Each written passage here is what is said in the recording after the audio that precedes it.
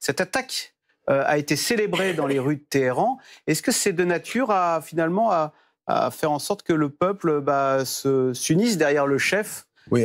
Et ou est-ce que le régime est toujours menacé de l'intérieur par les mouvements femmes, vie, liberté? Oui, non, le régime est, on va dire, structurellement condamné. Là, les manifestations... Condamné.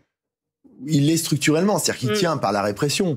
Mais c'est plus du tout comme en 2009 au mouvement vert où il y avait l'idée d'une évolution interne qui était possible. Là, la population sait que c'est pas possible, mais elle n'est pas pour autant pour entrer dans une logique révolutionnaire, parce qu'il y a la hantise de la conséquence. Ils ont déjà vécu une révolution, et ça explique aussi une forme de tétanie de cette population qui est éduquée, qui est laminée économiquement, et qui est dans une défiance avérée, sauf une petite minorité, alors qu'on expose, évidemment pour l'extérieur, mais qui n'est pas le reflet de la population iranienne, pas du tout.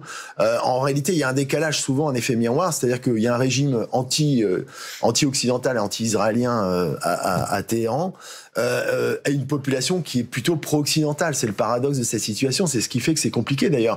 Et inversement, dans le monde arabe, les opinions publiques sont chauffées à blanc par la problématique de Gaza, alors que les dirigeants s'alignent sur, effectivement, sur l'Occident. Donc c'est très paradoxal, et c'est ce qui fait aussi la difficulté de compréhension de la grille de lecture, parce que c'est pas univoque. C'est pas univoque, mais incontestablement, il y a à Téhéran une fragilité interne, sur laquelle d'ailleurs peut essayer de jouer Israël, parce que c'est l'idée qu'éventuellement ça accélérerait la décomposition qui ferait l'économie justement d'une guerre.